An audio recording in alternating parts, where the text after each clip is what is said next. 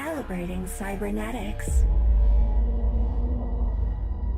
Talk to him now. AT, Andre. Come on, Dre. Yep. Trippin with Let's Go. Woo! Trippin with Theobold.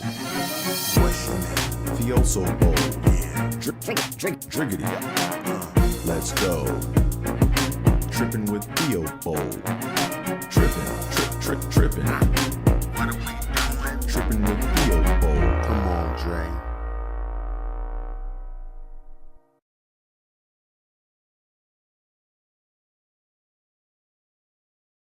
Let's see. Mic check. 1, 2. We on?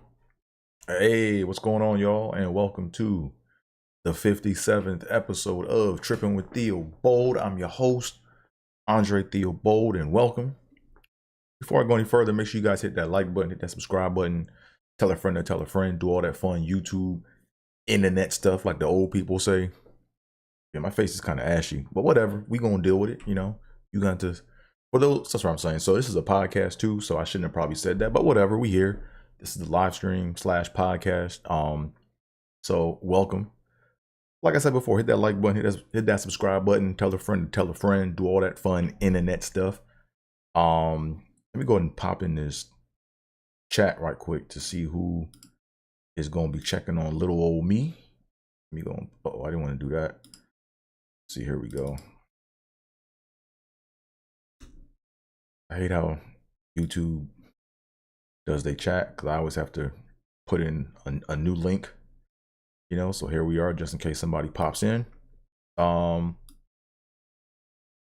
yeah, so as you guys know, as I like to always do, I always like to have tie a Buffalo Bill of past or present to my podcast. So today's episode is tied to none other than AJ Epinesa. I'm sorry, I'm all over the place right now. Big photo, man, covering my face up. Here we go. AJ Epinesa, number 57. First, I want to apologize for being late. Like normally, the show starts at 9 o'clock a.m. West Coast time, but I was out on a comedy grind last night hustling. I didn't get in until late. So I said, let me go ahead and I didn't want to come up and be all tired and groggy doing this, so I went ahead and got some extra Z's. So anywho, also I had to take care of some work stuff too as well. So but anywho, as you guys can see, today's episode is tied to AJ Epinesa, number 57 for the Buffalo Bills. This is one of my low-key favorite players, man. He's a University of Iowa product, and he needs to be starting, man. You know, this dude is this dude has a motor. He's like very like what's the word I'm looking for? He's very like long, very lanky. You know, he reminds me kind of Aaron Maben, one of our first round picks from like the mid 2000s. But he's better than Aaron Maben, you know. So shout out to number 57, AJ Epinesa, University of Iowa product, defensive end, Buffalo Bills. He needs to get some more playing time, you know. So boom, took care of that. And as you guys know, I like to start off my show with a tongue twisty, you know. So I got a couple. So today's tongue twisters come from the letter D in the alphabet. Let's go ahead and read these through just to get started. Does double bubble gum double bubble? I couldn't even get that last word out. Let's do it again. Does double bubble gum double bubble? 2, a dozen dim ding dongs. A dozen dim ding dongs. Say it with me. A dozen dim ding dongs. 3, do drop in at the do drop in. I like that one. Do drop in at the do drop in. How much dew could a dewdrop drop if a dewdrop did drop dew? Bam. Let me try that again. I think I kind of memorized that and I may have said it wrong. Let me do it again. How much dew could a dewdrop drop if a dewdrop did drop dew? Doo doo. Um, what else, man? Last one. Last one. Daddy does not dig different dances. Say it with me. Daddy does not dig different dances. So these are little tongue twisters I do to kind of, get my mouth warmed up. Pause before I do my podcast, you know what I'm saying, or to do my show. So yeah, so today's episode was brought to you by the letter D for the tongue twisties. All right, so we got that out the way. Now, moving on. Let's do some promotion stuff. I like to promote stuff. So as you guys can see, I got on this beautiful foundational Black American music family tree. My brother Dwan B made this shirt. Great. I said great quality shirt. Has some thickness to it, man. It's a nice shirt, But my brother Dwan B is a musician, and like he's always putting people on game in music. But I didn't realize that there were so many genres of music, So like me being a music fan, I definitely appreciate, a shirt like this, and it kind of shows where all the roots of certain musical genres came from. So if you guys are interested and you want to get you a Black American Music Family Tree t-shirt, go over or head over to I believe it's Incense and Ashtrays. But if that's not it, go to my brother Dwan B's Instagram. That's where all of his information is, and go out and support him. He's doing great work. So shout out to that brother. Also, shout out to Bose, as in the headphone company, Bose, or the speaker company, speaker/headphone. So as you guys know, or may not know, when I'm working in corporate America, man, these things have saved my life. All right. I highly recommend getting any of the Bose QC products, right? So I still have my Bose QC 35s, but I had those for like years. And I have to replace one of the pivots on the headset. But I went ahead and I upgraded to the QC 45s, to me, same quality standard product. I like how these fold up. They're real compact. But the reason why I'm promoting Bose today is because in August I upgraded officially to the Bose QC 45 headphones, and about 2 weeks ago, maybe I think about 2 weeks ago, my microphone died off in my headset. And the way I found out was I'd be on a phone call, or I'd be in a meeting and I'd be talking and people couldn't hear me, So I tried to do a bunch of things. I tried to, of course, I did a power cycle. Then I did a factory reset on my headset. That didn't fix the issue.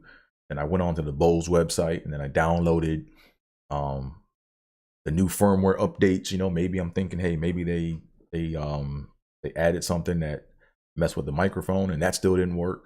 So I went ahead and kept my receipts, and I got on the phone customer service with Bose, and not on the phone. I just did it all via chat, actually.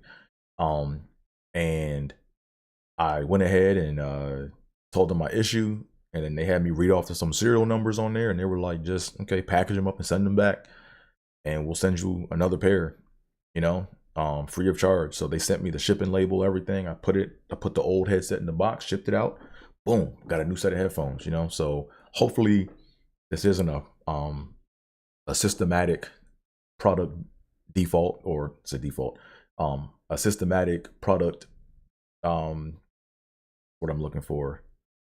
I can't even think right now. Hopefully this isn't a defect. That's what it is, a defect. Hopefully this is not a systematic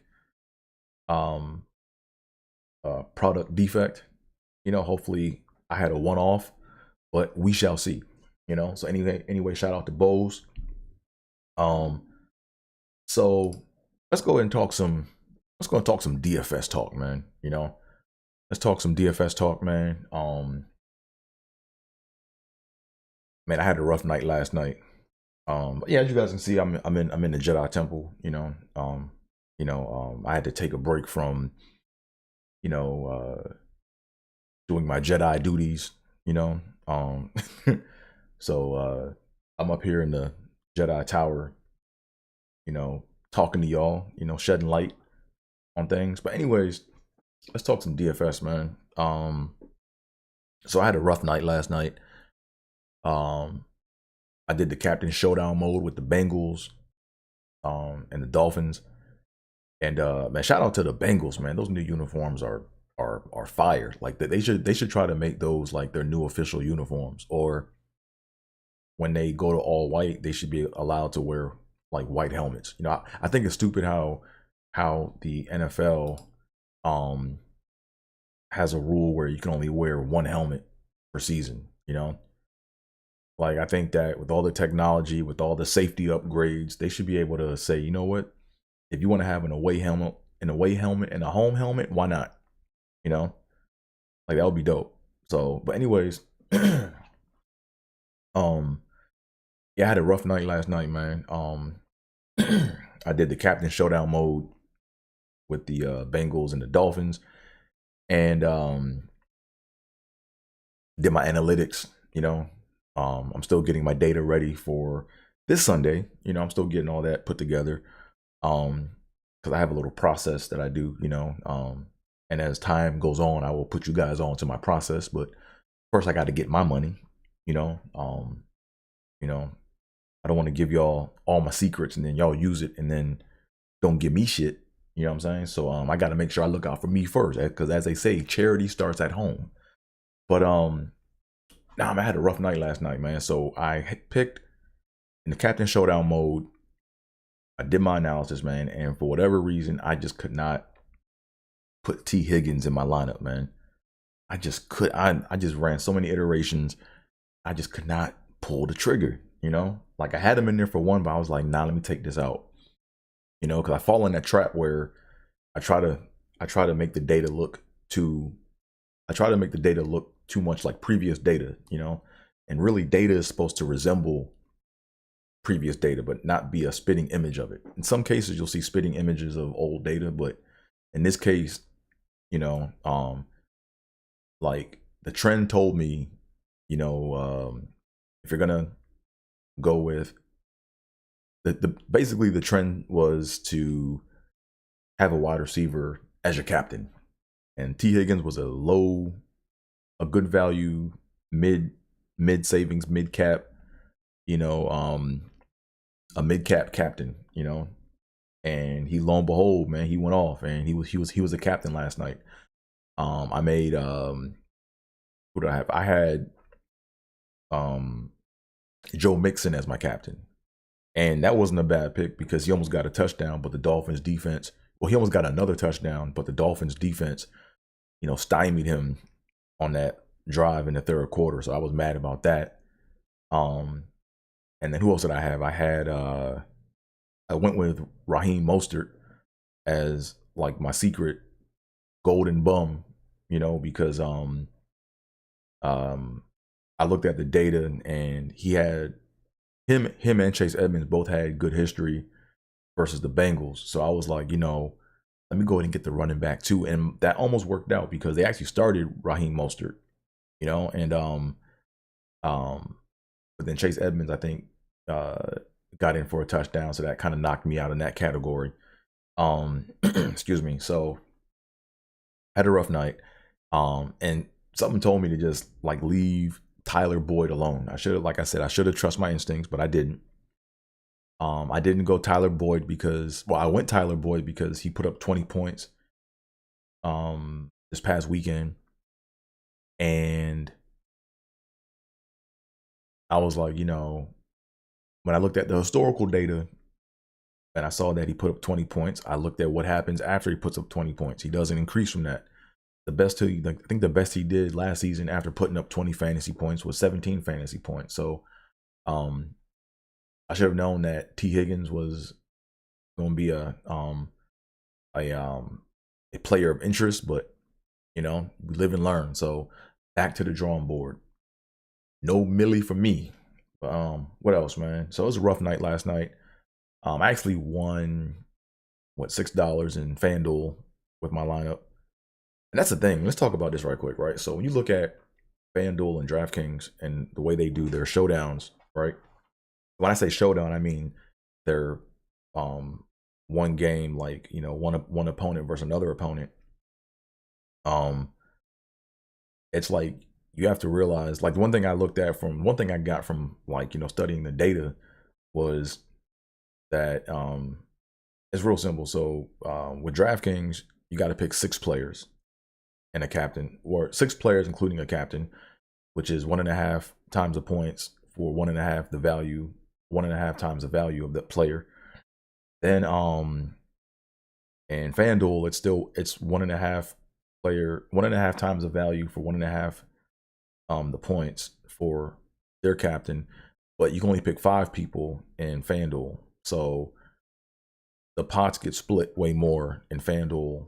DraftKings pots get split too, but there's more bread basically the pot gets split less, therefore there's more bread typically for DraftKings.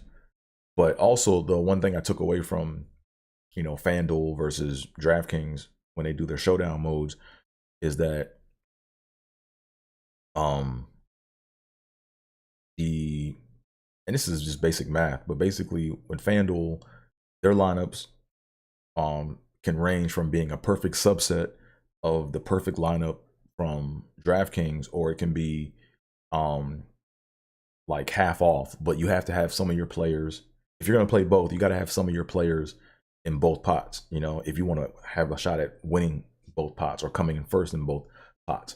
But anyways, yeah, I couldn't pull the trigger on T. Higgins last night, and that was a major. If you didn't have T. Higgins in your lineup in DraftKings, you ain't win nothing, you know. I'm going to talk about Tua later in the show, but I originally was going to go Tua based on all the data, and I was going to play both quarterbacks, but I luckily pulled Tua out. You know, I didn't play Tua, which is what the Dolphins should have done, you know. And as you guys know, I'm a Bills fan, but I'm not hating on Dolphins. I mean, I really don't like it when, you know, players get hurt, because now, like, Tua's career is in jeopardy right now. So, but we'll talk about that later as we come on down the line. So more DFS. Let's talk some more DFS talk from last week. But before I go, I got to address my hat. I should have did this in the beginning of the show, but as you guys see, I got on this is my laundry day, bad day, off season Buffalo Bills dad hat. All right, like, this is the hat I wear in the off season, you know, or after a Bills loss. And as you guys know, we lost on Sunday versus Dolphins. You know, that loss hurt. It is what it is, but we'll be back. So I addressed that. Cool. What else we got going on, man? Let's go ahead and get into some of my picks from last week, right? So in DraftKings last week, I didn't win anything in the Millie Maker. I won my showdown captain mode, you know, Bills versus Dolphins. I basically broke even essentially last weekend. But my woes, man, let's talk about my woes. I had a lot of woes in my lineups. I didn't even break 100 points in my lineup, man. So I had Austin Eckler. Going off last week. He ain't do shit. I actually had him, you know, get me like 41 fantasy points, you know. But those 4 o'clock games, man, them 4 o'clock games be that bullshit, you know. Them 4 o'clock games be the worst, yo. It's just how the math works, you know. Like, very rarely, like, you might have 1 or 2 players in the perfect lineup come from the 4 o'clock games, but if you're picking if more than 15% of your lineup comes from the 4 o'clock games, then you gonna lose. You might as well just go ahead and give me your money, you know. Who else did I have, man, in my woes? I had Jerick McKinnon, because the trend has been so far in the Millie Maker, you got to pick an RB1 and you got to pick an RB2. All right. So when I say that, I mean, you just can't pick 2 random running backs. You know, you have to pick a running back that's slated as an RB1 and then another one that's slated as an RB2. Who was the RB2 from last week, man? Let me see. Let me just go back and double check this right quick. Who was the RB2 from last week's, man? Let's see the. Here we go. Yeah, the RB2 in the perfect lineup last week that wasn't even in that. That was just who won. But perfect lineup for last week included, yeah, Khalil Herbert.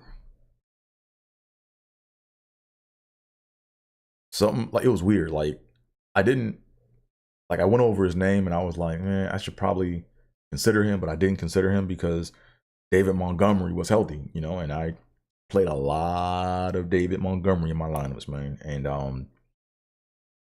that's what pretty much killed my lineup, right? Is David Montgomery left the game early with, I think, an ankle injury or something like that. And then just Khalil Herbert, they just kept feeding him the ball, because Khalil Herbert is more of a like north-south, hand the ball up in between the tackles type player, where David Montgomery can catch passes, right? So in an offense with Justin Fields, he's going to be running a lot, So if he runs a lot, I'm thinking to myself, okay, the running backs aren't going to get the traditional handoffs like they normally do. They're going to, you gotta be a pass receiving back in that offense. So that's why I went heavy with David Montgomery, but he got hurt, and then they just gave it to Khalil, and Khalil Herbert went off. We put up damn near 35 points, man. That's ridiculous. So the only way you picked him is if you were a Bears fan that has hope. Who else, man, was in my DFS woe list, man? Devontae Adams, man. What's going on with the Raiders, man? They look shitty. Like I thought them and the Broncos was gonna be competing. I thought the whole AFC West was gonna be a juggernaut where it was gonna be just like a shootout every week. But Broncos look terrible, Raiders look terrible. Chargers, are taking steps in the right direction, and the Chiefs are gonna be the Chiefs, So those are my woes for last week. Eckler, McKinnon, Devontae Adams, David Montgomery. I had all those guys in my lineups, man, and I ain't win shit. But my wow, the pick that I'm impressed with that I picked was Mac Jones, right?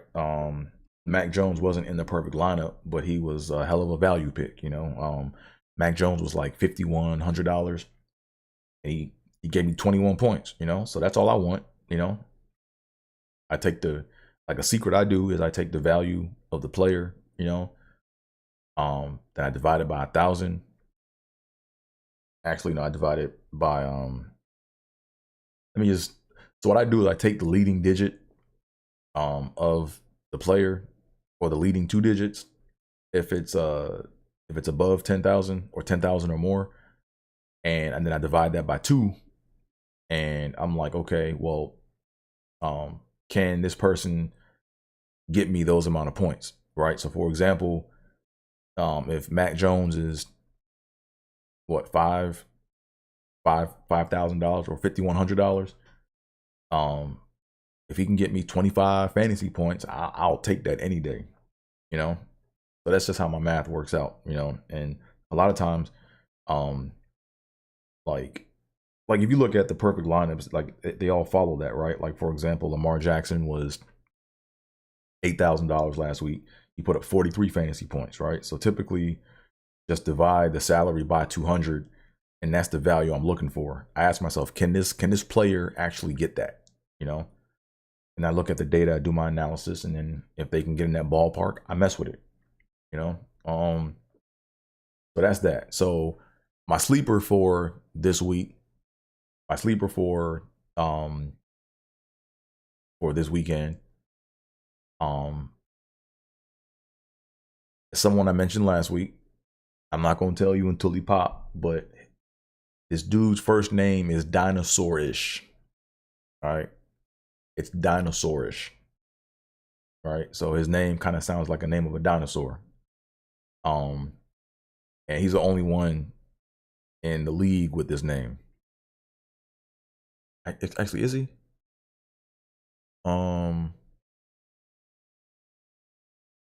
Yeah, he's the only one in the league with that name. So I have him. I'm going to be playing him heavy in all my lineups. And once he does what he does, I'm probably going to drop him, or I'm not going to pick him again. So, but the stars are aligning for this one player to really go off, man. So I hope I'm right, and hopefully I can tell y'all about it next week. Anywho, before we go any further, if you guys are enjoying the show, make sure you guys hit the like button, hit the subscribe button, tell a friend to tell a friend, do all that internet stuff, like the old people say. You know what I'm saying? So I want to get into my main topic now. All right, let's go ahead and get into the main. Let's go and get into the meat of the shit. So today's episode is titled "Workplace Babble." Right. So, this episode, or this title, spawned from this title basically spawned from what has been going on at ESPN with Malika Andrews, Stephen A. Smith, regarding the situation with Ime Udoka. All right. So ESPN in my mind is looking really shitty right now. Like, they are looking like a high school. Like, they're looking like a high school production. I mean, quality and all that's always going to be there. Like, they always have good quality when it comes to like their visuals and their audio, but just the presentation or the dynamics of the people casted on that show, it's looking very high schoolish. It's looking very lunch plate. It's looking very cafeteria, high school gossip shit. Like, it's looking like that, So let me go ahead and explain what I mean.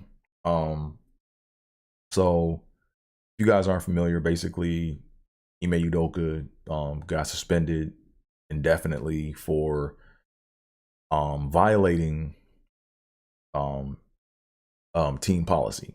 He got he basically got suspended for violating a team policy for at least a year. And basically what came out was he was smashing two chicks on the Celtics staff, right? Or for those of you guys that don't know what smashing means, he was having an affair with, two women on the Celtics staff, and that's not allowed within the organization, right? Like, legally, there's nothing wrong with it, but within the corporate structure, they put that rule in place. So, what happened though was, from what I heard, is it was one of the chicks he was knocking off or whatever, was the wife of the VP of finance, who basically is above his boss's pay grade. And the chick that was married to the VP of finance, or that's married to the VP of finance, she basically is in charge of like scheduling and making trips and planning trips, and she basically planned a lot of Nia Long's trips. So basically she was coordinating, moving, Nia Long somewhere else, and then doing whatever she was doing with Ime Udoka. So that's basically the gist of the story. That's basically the gist, or that's what has come out. So Matt Barnes, who like is one of like, so Matt Barnes to me like is one of my like I'm not gonna say he's one of my favorite players, but I respect his game, and I respect what he brought to the league when he played. Like, he brought like a toughness, kind of a bad boy image, but he was like, real gritty. Like, you don't run up on Matt Barnes, but he's the type of dude where it's like, like, I'm not gonna say he's a bad boy, but it's like, he's not one of the golden boys. How about that? He's not one of the, like, he's not the face of the NBA. He's not the face of anything, right? He basically kind of does his own thing, And when the Ime Udoka story first came out, he came out and like sided with Ime Udoka. But then something happened where he found out more information that we have not been privy to, and he retracted all of his statements. He was saying this thing is way worse than what it looks like right now. I'm sorry I misspoke. So I was like, wow, there's way more to this whole Ime Udoka story. It may or may not come out. It does, whatever. But the one other tidbit for the story too is the VP of Finance basically the reason why how should I say, the reason why this got made public, or the reason why Ime Udoka was kind of put on Front Street, was because the VP dude put out a tweet and then he took it back. So he kind of broke policy and spoke on a matter that should have been kept behind closed doors. Because if he never made that tweet, all we would know is that Ime Udoka has been suspended indefinitely for violating team policy, right? And that's it. And then we would have been speculating as to why he was suspended. But anywho, let me go back and get back on ESPN, right? So ESPN needs to be really careful with how they cover stories and what they put out there, because like I said before, they're looking very high schoolish right now. Like they're looking like a high school production right now when it comes to, you know, their personalities and what they talk about, right? So Stephen A. Smith came out on his show and said, you know, since this was a consensual relationship, or we were being told from the Celtics organization that this was a consensual relationship between Udoka and one of the members, or one of the women on staff, that his whole thing was, since this was a consensual like relationship, he was saying that the Celtics organization should have punished both parties involved, which I wholeheartedly 100% agree with. If you know, this was truly consensual, the Celtics came out and they said that they're only suspending Ime Udoka and nobody else, even after they did their independent investigation with an independent law firm, right? So to me, like, not even to me, just based on those facts, that's unethical, right? Like you can't set up rules in place and then only enforce them on one person if more people were involved. So when Stephen A. Smith said that, what's her name? Malika Andrews, she came on and just tried to go and like railroad his whole show and just called him out and basically was attacking Stephen A. because of what he said, right? She came to the defense. She came to the defense of the chick that hasn't been like put on Front Street, you know? And she was just very aggressive. And when I read her bio and her when I looked up her information, she's young. So I'm like, okay, she don't get it. She's young. But the one thing I will say, right, because I like to always make sure I consider everything.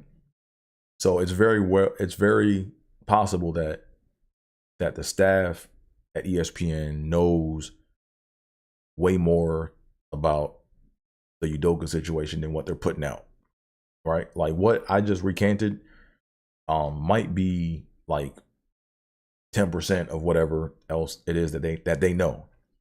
So with that being said, my thing is if you can't speak on all the facts, due to whatever reasons, then you shouldn't be having analysts analyzing shit, trying to come to conclusions and having a debate on this, right? Because at this point, it's all conjecture, you know, or the way it appears to the public is it's all conjecture. So, like, ESPN needs to be careful with that. Like, they need to just be reporting on facts, right? Like, they had all these little special side segments where they were trying to basically make their own conclusions based upon a limited set of inputs that they were allowed to share with the public, right? And to me, that's sloppy. That's sloppy journalism.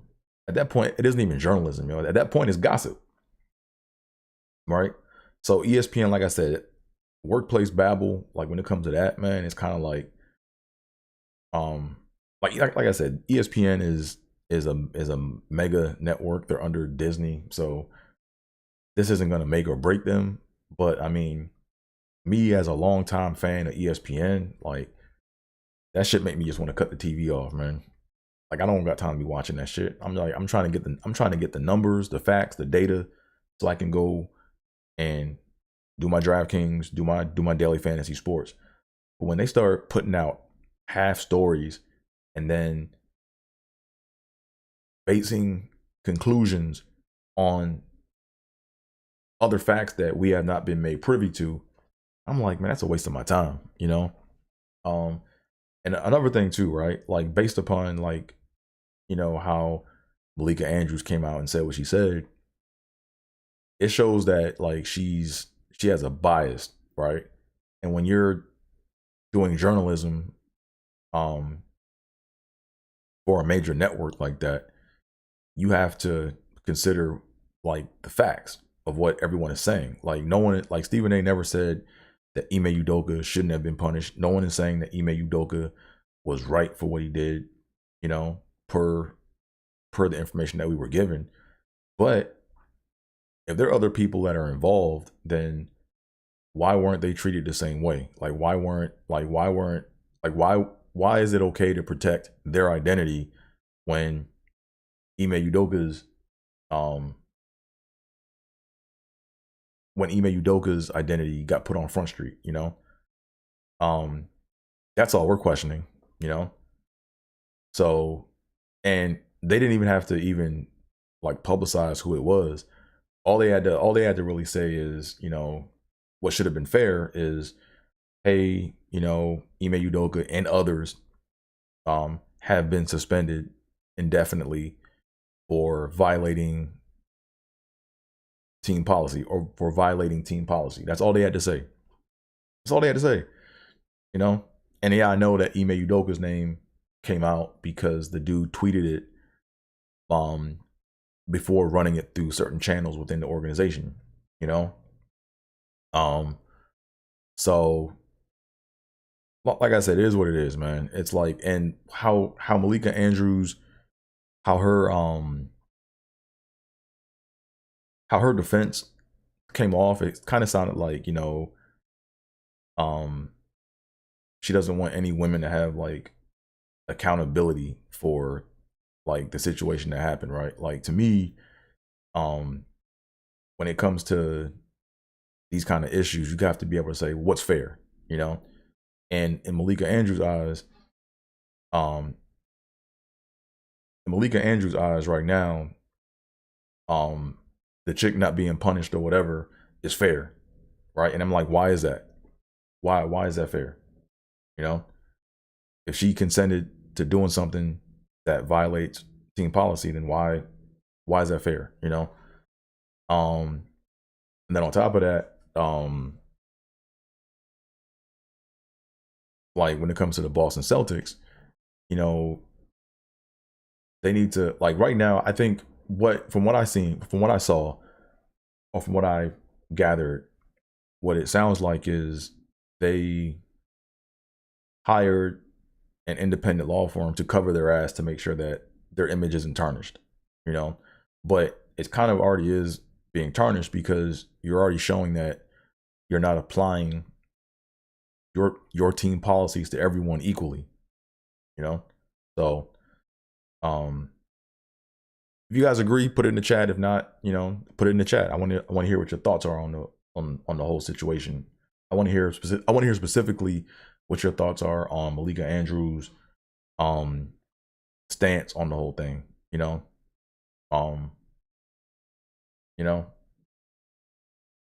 But like I said before, man, there should have been no need to have analysts come on and try to draw conclusions from this. It should have just been a headline. Like old ESPN would have had this as just a headline. They would have just said, Ime Udoka suspended, blah, blah, boom, end of story.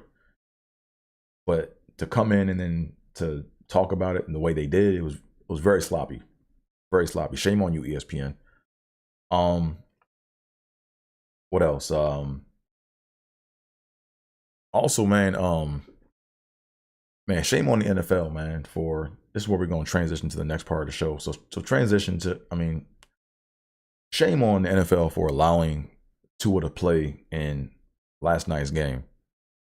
And I said that like at the end of Sunday. I said that like the way he took that, the way he got up from being pushed over when he hit his head on the ground, like the way he got up, and the way he got up and tried to walk and kept stumbling and falling around and doing all this shit, that wasn't no back. Like that was a head injury.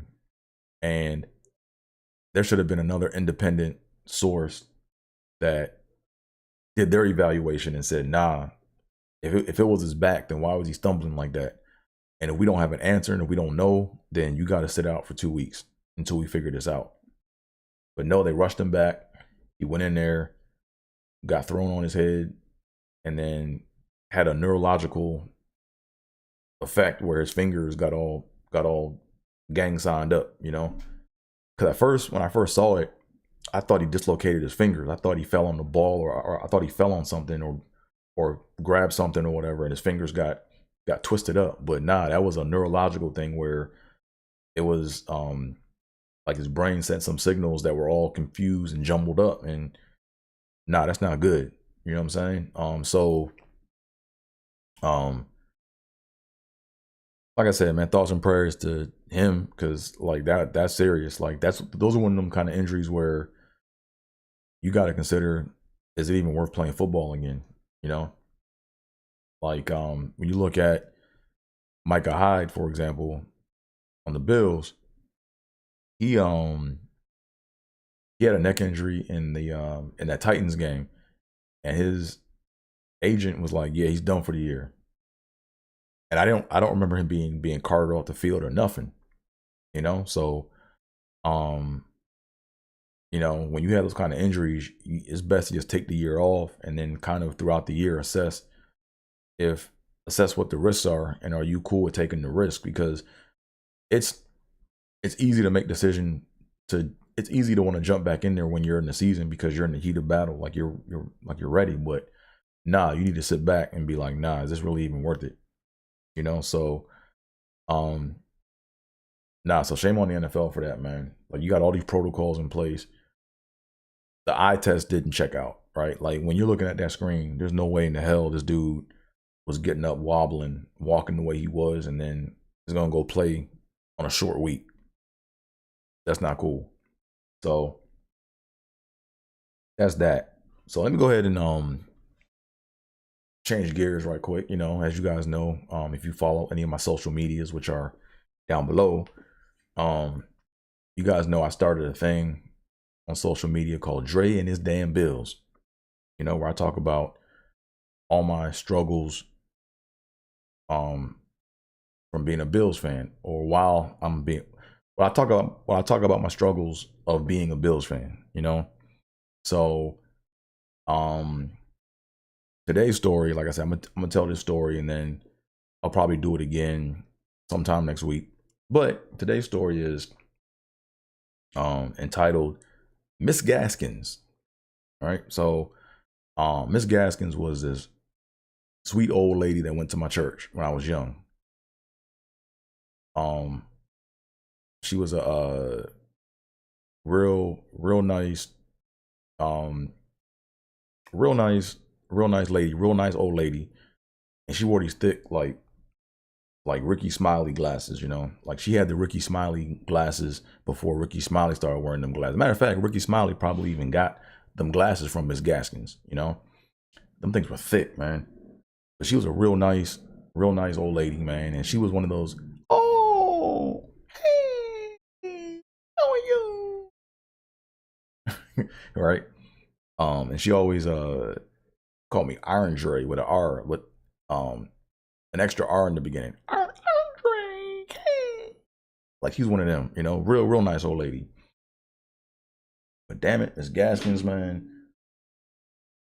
she always caught the Holy Ghost at the end of service, you know, and service ended, was supposed to end at like 12:40, but a lot of times we didn't get out of church till 1 o'clock, which is what time the 1 o'clock games came on. The Bills game, you know, came on back in the day.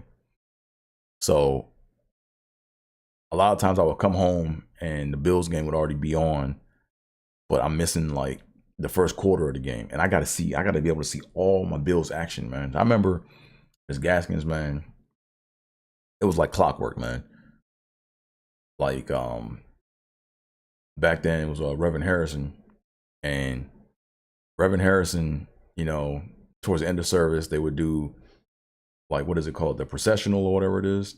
Forgot the name. I forgot the technical names of the shit, but they would sing this song after they like collected the money, or no, like towards the end of service, they would sing this song, you know.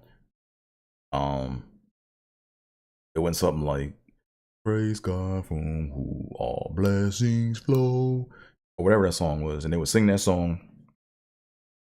And then when they sang that song at the end, we'd all be holding hands around the church, around the edge of the seats or whatever. We all be holding hands, and he would say his like last prayer, and right before he said amen, that's when Miss Gaskins would catch the Holy Ghost.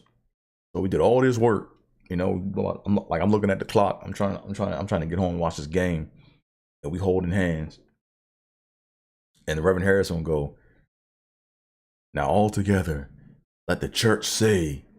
And right before he said amen, you would hear, oh, thank you, Lord. Oh, thank you, Lord. And then she would like start spazzing out. And then she would fall on the floor and start shaking. Oh, thank you, Lord. I'd be like, man, come on, Miss Gaskins. The Bills game is on, man. Come on, man. Come on, Miss Gaskins.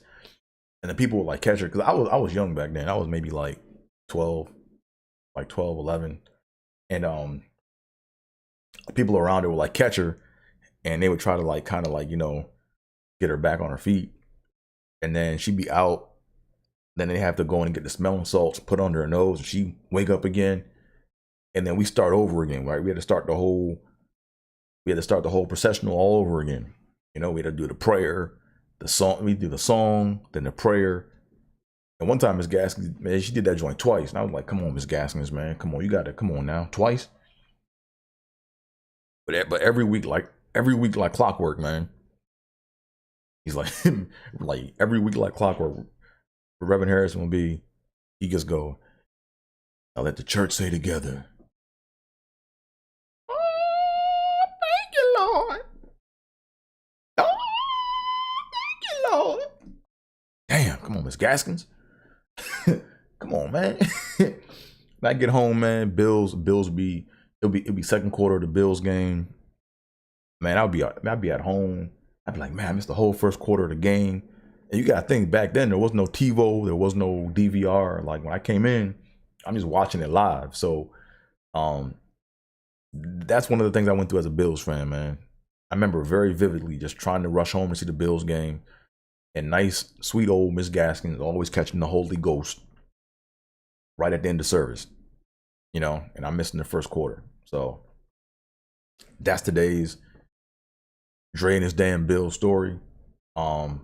So before I go any further, make sure you guys hit that like button, hit that subscribe button, tell a friend to tell a friend, do all that fun internet stuff. Probably gonna wrap up in a few minutes, man. It's gonna be like today was a short show, you know. I typically aim for an hour. Right now we're like 50 minutes ish. So what else I got coming up, man? So no like major shows or nothing like that. I'm doing like mainly like workout rooms. I'm working out new material, so got a few workout spots that I've been hitting up. I got a workout spot I'm going to tonight. to work out. Oh yeah, I'm working out some corporate material, man. My corporate material is gonna be the shit. I can't wait for y'all to hear some of it, man. Cause my corporate jokes, man, like, and it's not the safe corporate comedy, right? Because when people hear corporate comedy, you know, they think, oh, okay, you gotta be safe, you gotta be politically correct, you know, um, it's all that or whatever. But nah, my corporate stuff is like, it's like real. Like, cause I have a reputation of all the jobs that I worked where I make people fall out laughing, like not at work, but outside, right? Like when people want to vent and we go outside for the walk, I'd be like, man, let's go outside for a walk. And we walk. And when I start breaking shit down the way I do, people just fall out laughing because it's unapologetic.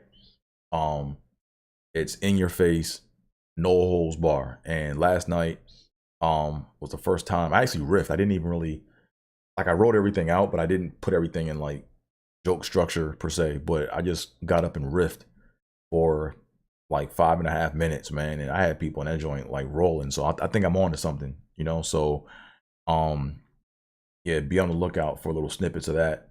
I may post on social media. I mean, we'll see. You know, we'll see how things go. But like I said, no major shows coming up, just really all workout rooms, getting up, working out for like 15 minutes, you know. I wish there's one spot open back up, man. There's one spot that we have, man. I would get up, man.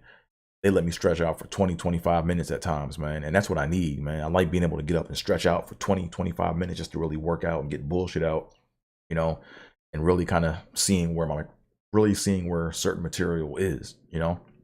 I almost forgot. We're at 52 minutes and I didn't do a come on, Dre. I just jinxed myself. I'm probably gonna do a come on, Dre in a second. Right? That bullshit is working its way up to the top, you know, but hey, 51 minutes of just straight fluidness. You know, it's been fluid. What else we got going on? Comedy bump. Well, yeah, I think I was gonna do a comedy bump. Let me do a short comedy bump. Let me do a little comedy bump, man. So what am I gonna say? So one thing I've learned in comedy, man, is even though you are selling a product, you are there to make people laugh. It's like you need to also make sure that as a comedian that you're enjoying yourself, you know, because it's real easy to get in this. It's real easy to get into this like funk where it's real easy to get into this funk where you have to fit in and you're just trying to do shit to get along, to go along, to get along, you know, so you can get booked. And then if you're successful at doing that, then it's like you're not really gonna be happy as you can be on stage, you know.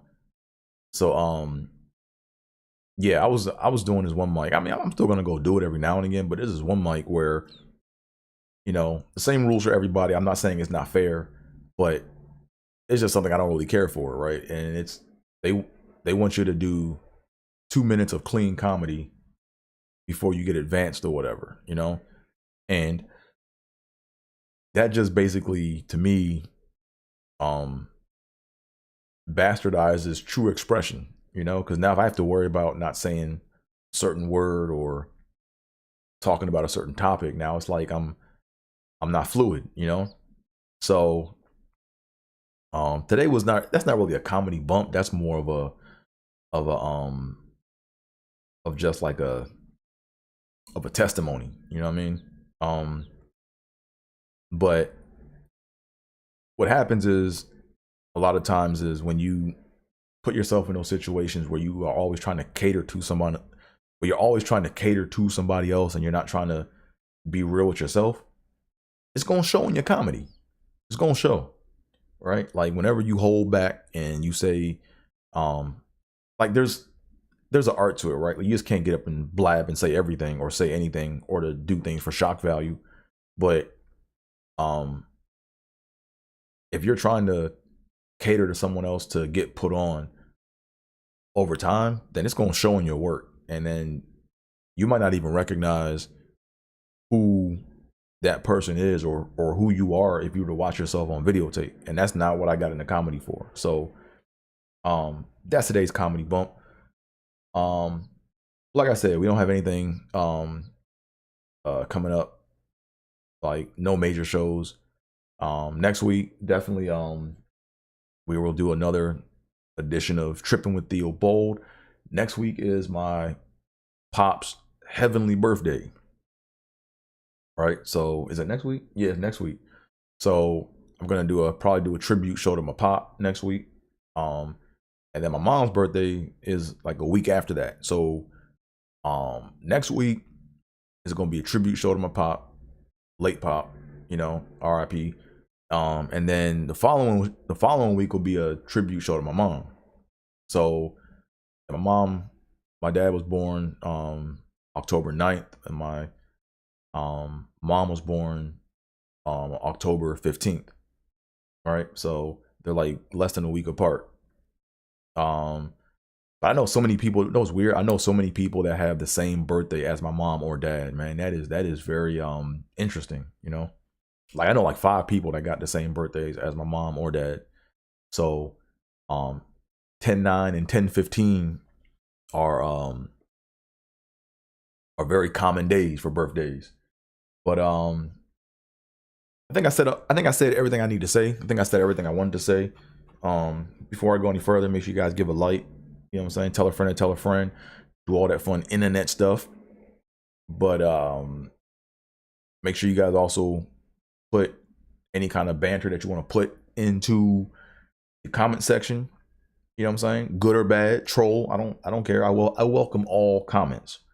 So I think I said everything I wanted to say. So without further ado, thank y'all for tuning in. And that's all, folks. I'm out of here. Peace.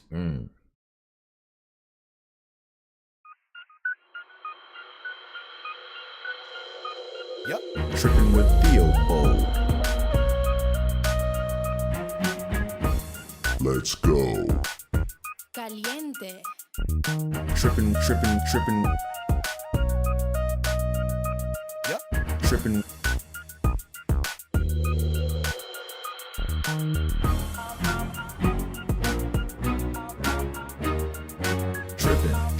Trippin'. Trippin' with Theobold.